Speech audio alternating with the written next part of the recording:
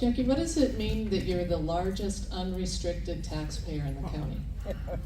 Yeah, so no, we are. People catch my attention on things. I actually listen to what they say. Well, I mean, so hotels generate a bevy of taxes, but one of the things that's unique to hotels is TOT, which you've probably all heard if you pay attention to budgets. Like TOTs are really, yes, you're shaking your head, but not a lot of people actually know what that stands for or where it comes from.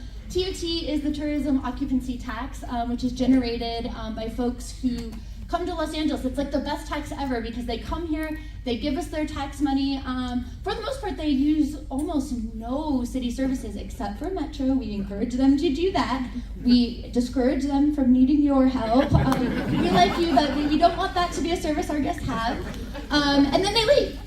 And so everybody who comes into hotels generates that tax. And a lot of the taxes and money that the city and the county get are really formulaic, meaning that they have to go to specific purposes. TOT does not.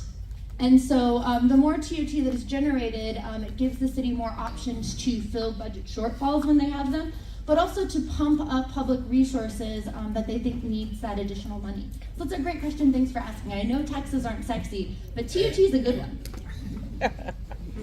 I will not editorialize on somewhere I was going to go because I'm going to go to Jason. So you're in the queue. Paul Krikorian earlier told us that these events are, the Olympics and Paralympics will be the largest civic gathering in history in the world. Did you all hear him say that? Yeah. Did I get that right? Yeah. Okay. So, how are you in the Sheriff's Department engaging with local businesses to ensure they're all informed, prepared for potential disruptions, and of course, safety protocols? Give it to us, Jason. Yeah, thank you. See, our partners at Inglewood, they already understand we do. having the large venue of the Intuit Stadium as well as SoFi, and we already have a great partnership in many of these fascinating cities. As we well know, this is the largest county in the country. We're the largest sheriff's department in the country, and so we have a history of collaboration. It is important. Hence, I'm here, 3 years out. Those types of things. Some of the things that we're directly doing, we're working with LA28 to make sure that the information is consistent that's going out, because as we all know, when we look at the advantages that Paris had, they had 2 national police forces. That was it. They had 1 person making decisions for 2 national police forces. 88 cities in LA County, more than 40 individual police chiefs that run those. We have more than 40 of the contract cities. We serve about 3 million people, 1/3 of the population, almost 2/3 geographically. When you think about those kinds of challenges, let's just take some of the recent protests and all the organizations at the federal, state, and even the local levels. And that communication is extremely important, and messaging. And then you throw LA28, that component of it. They are developing an app that will be available, 1 for the citizens, but 2 for the businesses as well too. They actually have a community engagement team that will be partnered with law enforcement, but also with the development of LA28, and they will be launching that probably later this year in terms of some of that communication that will allow you. Internally within the Sheriff's Department, I have Commander Brian Aguilera that's also here. Brian was with me in Paris. We sent a security team of deputies, and including some of our advanced technical teams, like arson explosive details and things like that, just to get that experience. But also I went on the collaboration team so that I could understand how they managed that programming and how they communicated with the public, because their elected officials did in fact have some challenges in those coming weeks before, when people start to realize, hey, my street's going to be closed. What's that impact me? We want to be able to clearly communicate with people, and we look at like SoFi. We know within particular zones, businesses will be enveloped within those zones where there'll be no vehicles, right? What does that mean for those businesses if people can't park in their parking lots? So it's going to be that early communication that will help those businesses begin to pre-plan and how we will work together to make sure that they can stay open, but at the same time fall within the security protocols that are going to be established.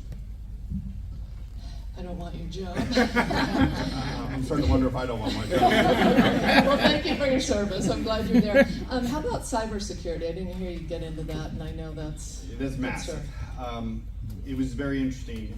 We probably will have more than 30 different command centers, and part of it will be looking at cyber. We looked at the cyber threats that were hitting just between things like London, Rio, Paris. You take in the IBC, which some of you are probably familiar with, which is International Broadcasting Center. Nothing happens without the IBC. It will also be located in Inglewood. Just the IBC alone dealt with 1 million cyber attacks a day. You could literally sit in their command center and just watch them, and then they were getting rated on their threat levels. All it takes is for one of those threats to get through, and you shut down the games. You shut down the games, you shut down everything, right? It just doesn't happen. So that's how important those command centers are. We have teams that we partner with already, whether it's Cisco, Microsoft, even for our own systems in place. Imagine the 911 system goes down, right? It's those challenges, and we have those challenges. We have those tabletop exercises quite regularly. We have one scheduled already for next week about consequence management, and some of those do fall into those cyber threats.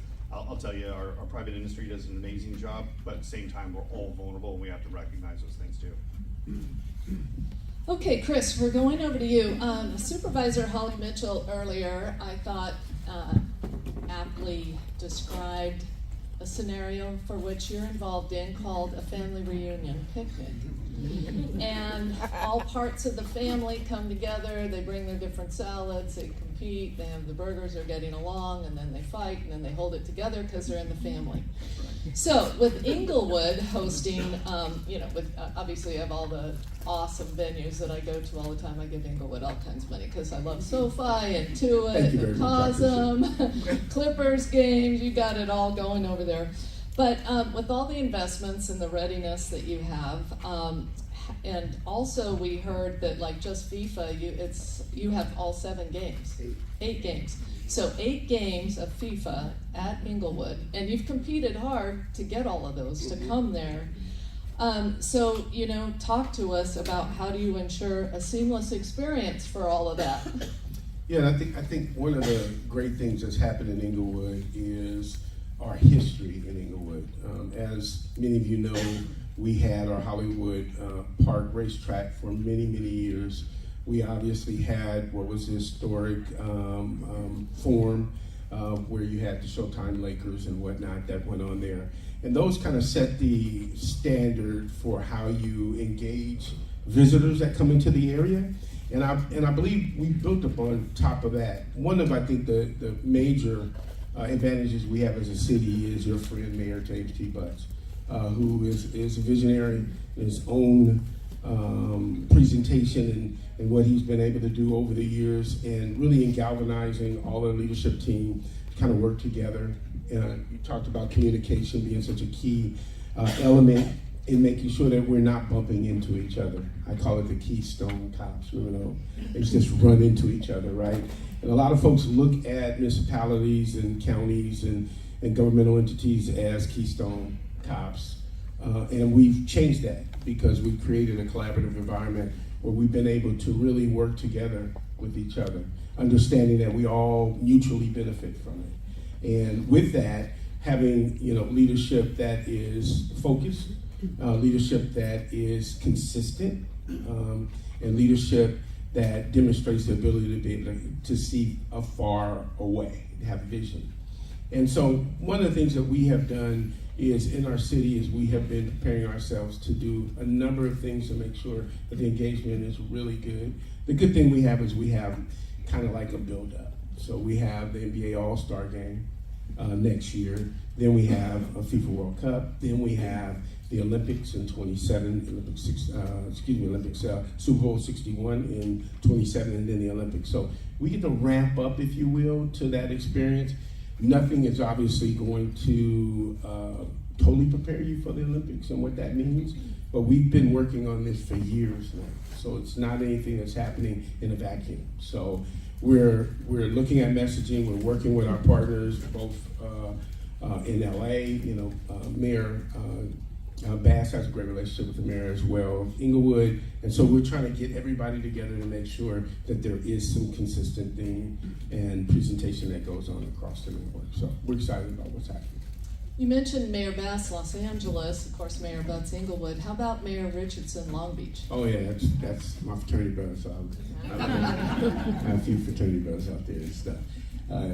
So yeah, he's really excited. Rex is doing a fantastic job. Obviously, you know, when Santa Monica turned down the ability to do volleyball, they moved it over to Long Beach, and Rex just stepped right up in there. He's also working collaboratively across the aisle to make sure that there's a seamless experience. And I think that's part of the key when you have the politicians, the electeds who are at the top level, who are able to communicate with each other, understand the dynamics that go on in there, and appreciate each other and share. You know, talked about with the sheriff and all of the entities, our chief Fronterada for the city of Inglewood, working alongside with the sheriff and our other partners in other neighboring cities. We've already kind of created that collaborative environment. So we're, again, excited about the opportunity to kind of move ahead. Aces. All right, what we're going to do is give you more time for Q&A on this panel. So we're really going live. I told them to be ready to wing it. Now we're going to really do it because we're going to go to you guys. So if we can get the microphones up. I see Ruth Drizendos has her hand up first. So, and then I see Brenda Trainer. So we're going to go Ruth, then Brenda when we have help with the mics. I know I called an audible, and now I'm going to be in trouble because I went outside of the game plan. But let's open it up for Q&A. We'll spend the rest. We only have 10 more minutes together, so let's spend that time. Just you guys are good with that, right? Yeah, 100%. Okay. All right, let's do it. Okay, Ruth, then Brenda, and then whoever's next, we'll go from there. Hey, Ruth Drizendos with Drizendos Corporate Communications. This would have been a question for the last panel as well. A couple of things have happened since planning started and since the spreadsheets have come out. One, of course, is the state of our international situation, where Los Angeles is certainly a city that is on the list. Mm-hmm. And then secondly, in terms of people feeling safe to come out to the games, to work at the games, and to participate at the games. So I'm wondering what each area has done, and I know my friend Bill Scott is probably working with you now. Yep. So in terms of each area of what we're doing, how that's impacted, and what we're doing, because certainly it's not business as usual. I guess I'll start because you kind of called me out. Yeah, we just sworn in Chief Scott 2 days ago, so he's still coming into work, which is great for us, and he's very excited. But as it relates to safety security on the metro system, we're taking a multi-pronged approach. Number one, we do deploy a lot of different staff, but we try to do it in a multi-pronged care-based way. So we do have law enforcement, we have security, transit security, contract security out there to enforce the laws, enforce code of conduct and whatnot. But we also have homeless outreach teams that go out there, mental health professionals to go and provide support and assistance for people who need it out there. And then we have a very large ambassador program, which has been very successful, that we deployed over the last couple of years. And they're really out there, number one, to help people explain how to navigate the system, answer questions, but also to be eyes and ears out there on the system. And they're able to see if there are any safety concerns, any cleanliness, maintenance concerns, report them right away so that we can work on that. We couple that, or we pair that with station design interventions. And so we've gone through some of our major stations, Westlake, MacArthur Park, always a challenging station. We've gone through and looked top to bottom. What can we do to disincentivize negative behavior, not making an opportunity? So we want to make sure that the stations are available and open for the public who want to use it for transportation, but not a place for people to do drugs, to hang out and loiter, to defecate and all of that stuff. So I won't take too long on that, but we do an awful lot of station intervention, whether it's the lighting, it's closing off, kind of hiding areas. We're putting up taller fare gates. We're starting to roll that out to all of our stations. I even piped in classical music on the loop, which is nice for people who are there for a couple minutes and wait for the train. But if you're listening to the same, whatever symphony or whatever it is, over and over and over, it's going to drive you crazy. So, we're just trying a lot of different things to just disincentivize bad behavior and coupling that with our deployment. Yeah, kind of subliminal messages. Be calm. Behind Bach and Beethoven. That's really good. I think you kind of hit on all the areas. It really is communication. It is really the messaging that goes out to say that we are there as a city to support how you feel, how you traverse in whatever neighborhood you're going to be traversing in, and then having a presence there. We've been talking about some ambassadors that are going to be out, maybe clothed in a certain way to give people a feel as they begin to go through our city in particular, that there's eyes on the street, that they feel comfortable. Not only police, because I think sometimes police can send two different messages. It could be you can feel like you're unsafe because there's so many police. And I remember right after 911 when I got out to New York, and I mean there were there was literally police there with machine level guns, and you felt like you're looking around. So trying to create an environment where people feel comfortable, where at the same time you're not feeling militarized in the environment. I'm hoping to that particular question that things will calm down as we get closer to the games. We're in unprecedented times right now, and it's resetting a lot of ways that we're interacting with each other, and what that's going to look like long term, because we're in 25, so you're talking about 28, and some interesting things happen in the next several years that's going to really tell us what trajectory we're going to be in as a community and how we engage the world. So, yeah, I got lucky. Some of you may not know, with LA 28 and the IOC, one of the first things they did was actually prop up security on the public safety side. So some of you are in the room are probably familiar with an NSSE. An NSSE is a national special security event that are typically only done for inaugurations, Olympics, major world events within our country.